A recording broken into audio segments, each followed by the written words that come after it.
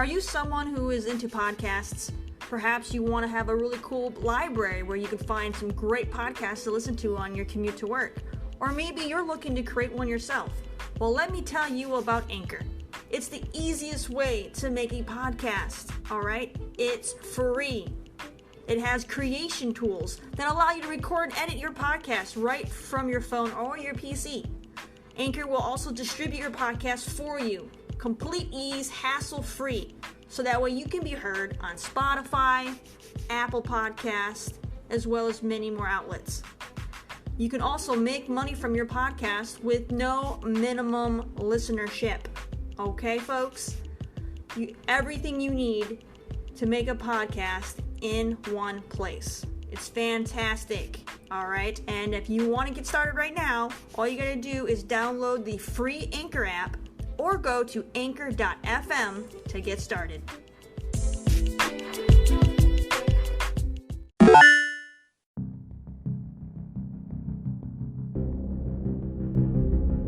Hello, friends, and welcome to another exciting episode of Just a Glimpse.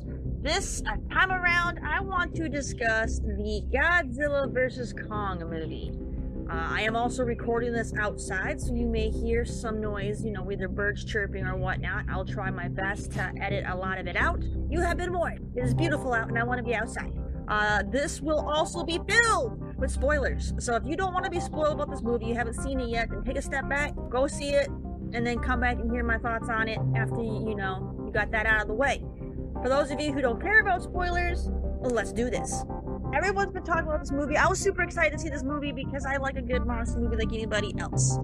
Both the Godzilla movie and the Kong movie were pretty good. So why not bring them together, right? It makes perfect sense. It makes perfect sense. But here's my problem. And I feel like this is a problem that a lot of people would probably agree to, is the fact that there's too many people.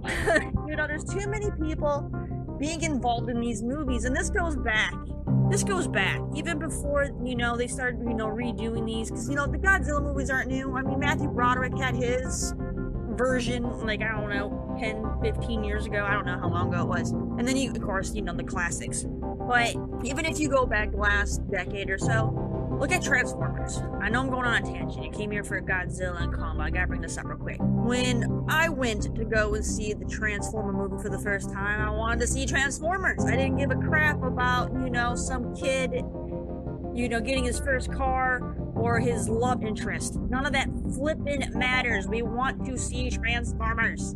Okay? And Hollywood being Hollywood, they have to always throw in people and love interests.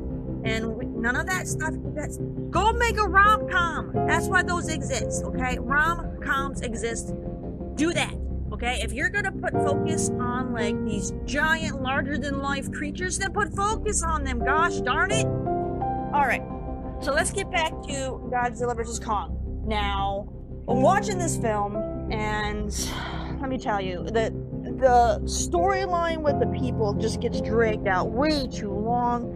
So we'll just kind of rewind back a little bit. So we have the young girl played by Millie Bobby Brown, who, famously, got her big kickoff in Stranger Things.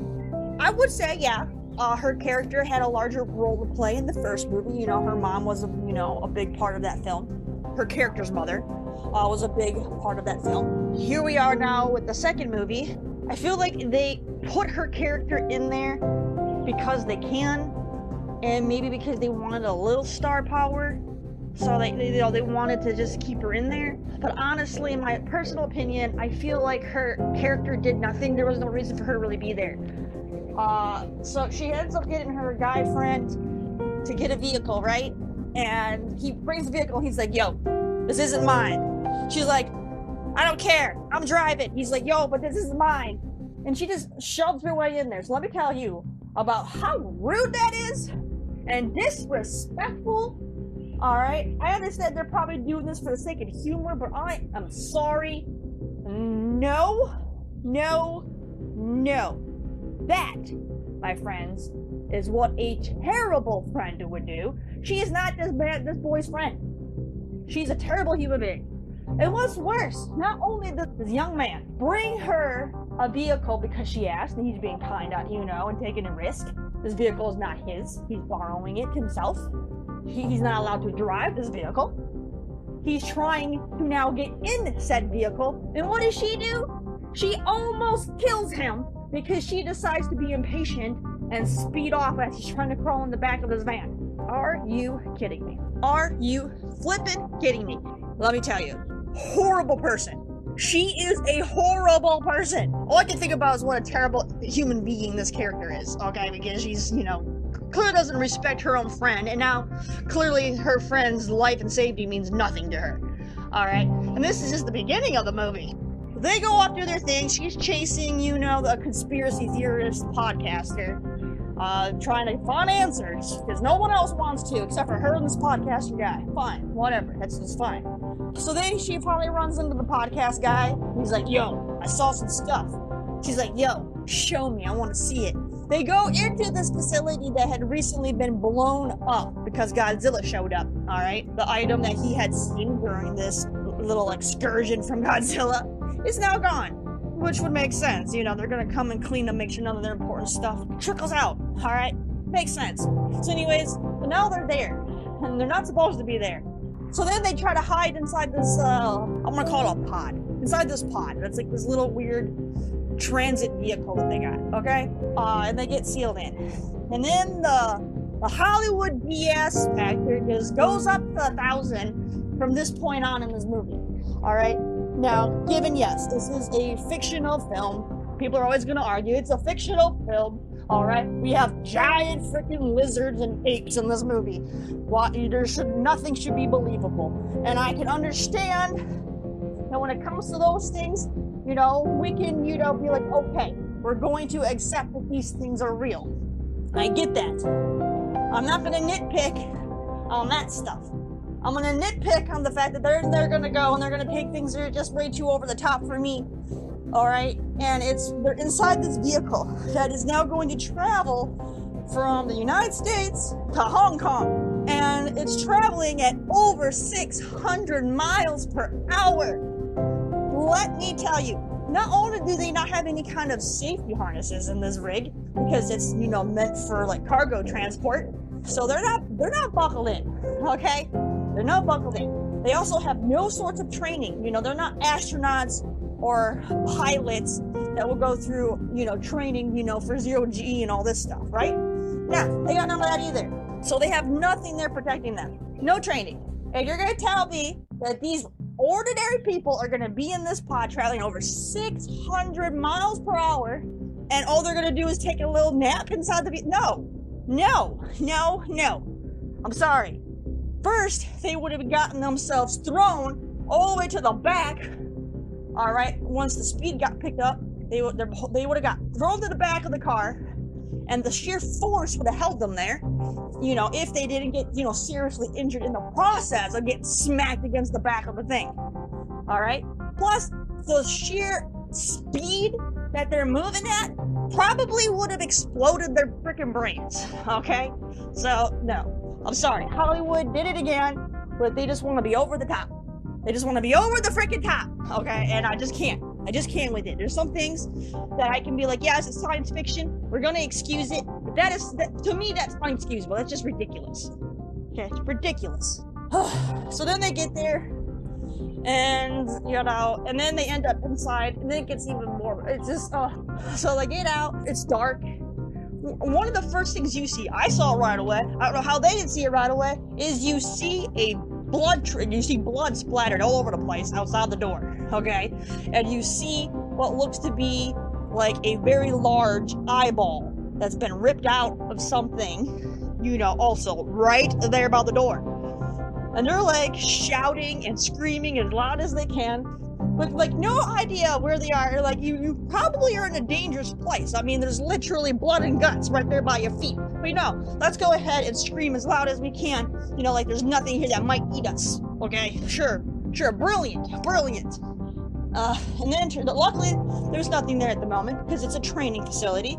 Because this is the whole point of them having her there as a character is so that they can lead up to the discovery of Mechagodzilla. Woo! She honestly had they didn't even need her character there for that. They could have found another way to introduce Mechagodzilla. Her doing absolutely nothing this entire film other than make stupid decisions to lead up to them showing us Mechagodzilla was just a waste of screen time. Okay, I'm sorry, it was a waste of screen time. They could have just got to the main point. They're in this thing, and they released a creature thing. I don't remember what the names of these things are called. I couldn't care less. So they got this big creature thing there that's, part of this testing thing, so they can test out, so the pilot can see how good the Mechagodzilla works, and they kill it, yada, yada, yada. So the people almost die, they get into cover, they survive, yada, yada, and then they get captured. Okay, congrats, you guys are, pinnacle characters in this here plot.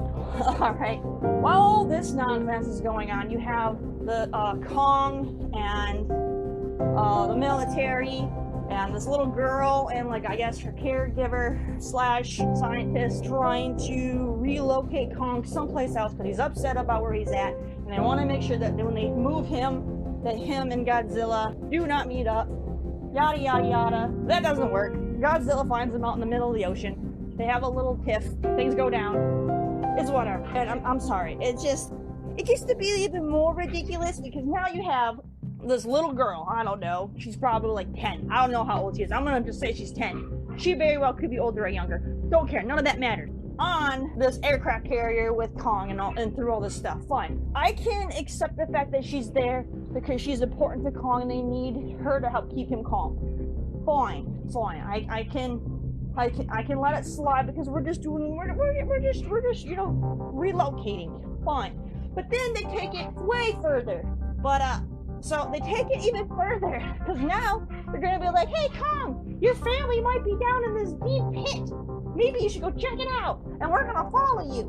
And I'd be fine with that if it was just the idiotic scientists and military people doing it. But then they bring the little girl with, and I'm just like, why is she there? Because this entire time that she's with them, not only she almost get killed multiple times, which is just crazy that they brought this little girl along on this mission, but she didn't do anything while she was there. She was just there to be there at this point. Because at no point did she ever, have to do anything with Kong. So they just put her in this, death-defying, suicidal mission. Just because. The little girl's just there just because. Because, like I said, during that entire suicide mission, when they're underground, going into, the first core, the little girl didn't do anything. She just sat in her little seat, or she ran around to get away from, things that were trying to kill him, and she got back and sat in her little seat again.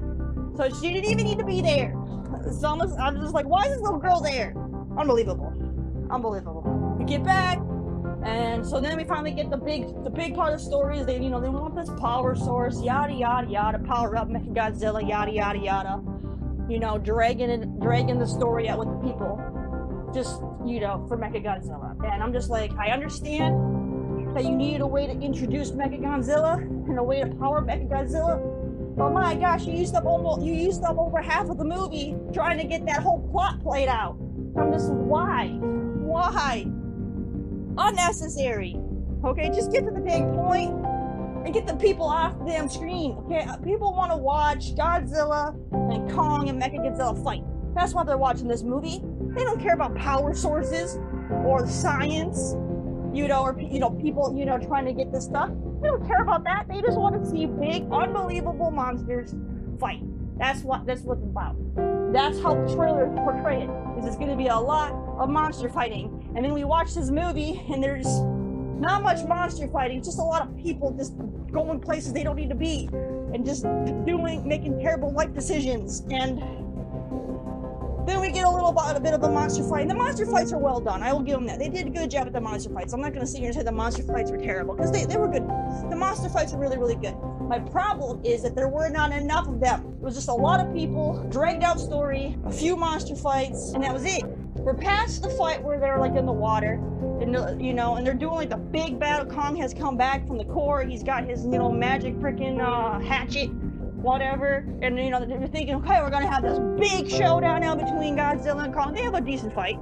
They ended it in a screaming contest. It was just, all right. So Godzilla starts roaring at him, being like, "Yes, I'm the king. You can't stop me." And then Kong is like, "Well, I can't just admit defeat, so I'm gonna shout back at you to be like, I'm still here. Yeah, I'm beaten and broken, but I'm not gonna, I'm still not gonna bow down completely. So I'm gonna scream back to show you that I'm still worth something.